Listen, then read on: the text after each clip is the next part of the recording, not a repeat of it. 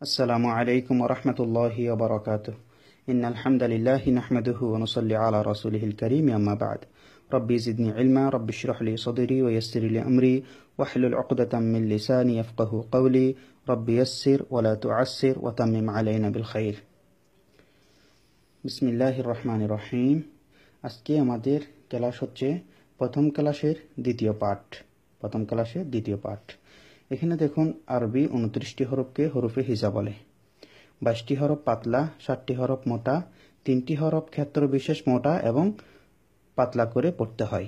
এই বিষয়টা আপনারা একটু মুখস্থ করে নেবেন, পড়ে এই বিষয়টা একটু মুখস্থ করে নেবেন এবং আপনারা খুব সুন্দরভাবে ক্লাসের মধ্যে শুনিয়ে দেওয়ার চেষ্টা করবেন।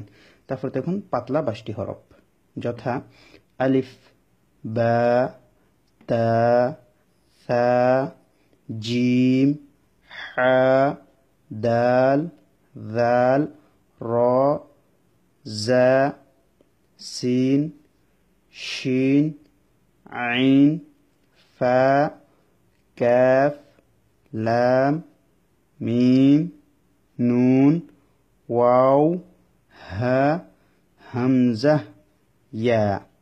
তাহলে এই 22টি হরফ পাতলা করে পড়তে হবে। আপনারা গতকালকে হরফুল হিজা 29টি হরফ, আরবি 29টি হরফ আপনারা খুব সুন্দরভাবে পড়েছেন।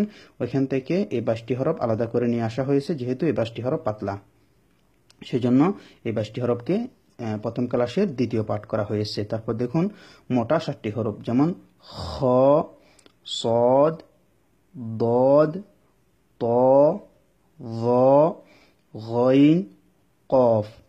এখানে 7টি হরফ, এগুলাকে মোটা করে পড়তে হয়।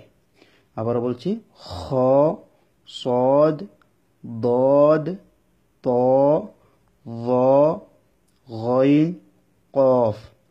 এখানে দেখুন ক্ষেত্র বিশেষ মোটা এবং পাতলা 3টি হরফ, যথা আলিফ, র, লাম।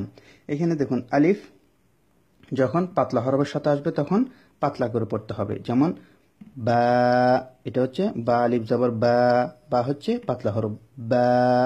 তারপর পাতলা হরফের সাথে আসছে দেখুন তা, তা আলিফ জবর তা।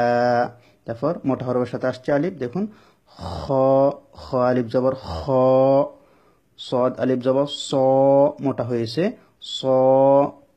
এখন দেখুন র, রর মধ্যে যদি জবর হয় তখন র মোটা করে পড়তে হয়, জবর এবং পেশ হলে র মোটা করে পড়তে হয়। তারপর রর মধ্যে জের হলে র বারিক করে পড়তে হয়, চিকন করে পড়তে হয়। তাহলে দ্বিতীয় হরফ হচ্ছে র, রর মধ্যে জবর হলে র মোটা করে পড়তে হয়, রর মধ্যে জের হলে র পাতলা করে পড়তে হয়, যেমন রসুলুন। তারপর পাতলা রিজালুন। আবারও বলছি রসুলুন, রিজালুন। এখন দেখুন লাম, আল্লাহ শব্দ লামের ডানের হরফের মধ্যে যদি জবর হয় অথবা জবরের বামে যদি আল্লাহ শব্দ আসে, তখন আল্লাহ শব্দ লামটাকে মোটা করে পড়তে হয়। এখানে আল্লাহ শব্দ যে লামটা রয়েছে, লামের পূর্বে যদি জবর আসে এবং পেশ আসে, তখন আল্লাহ শব্দ লামটাকে মোটা করে পড়তে হয়। তাহলে দেখুন লামটা, আল্লাহ শব্দ লামের পূর্বে যদি জবর এবং পেশ আসে, আল্লাহ শব্দটাকে মোটা করে পড়তে হয়। এবং আল্লাহ শব্দ লামের ডানে যদি জের আসে, তখন আল্লাহ শব্দটাকে চিকন করে পড়তে হয়, যেমন আল্লাহু, আল্লাহু। তারপর বারিক করে চিকন করে পড়তে হয়, যেমন বিল্লাহি, বিল্লাহি, আল্লাহু বিল্লাহি। এই উদাহরণগুলো আমি আবার দিচ্ছি, বা, তা, খ, স, রসুলুন, রিজালুন, আল্লাহু বিল্লাহি। এ থাকলো আজকে আপনাদের পড়া। আমি আশা করব আপনারা খুব সুন্দরভাবে মোটা হরফ এবং পাতলা হরফগুলা প্র্যাকটিস করে শোনাবেন। তবে এই নিয়মগুলা এবং এই হরফগুলা আপনারা অবশ্যই খাতার মধ্যে লিখে নেবেন। আসসালামু আলাইকুম ওয়া রাহমাতুল্লাহ।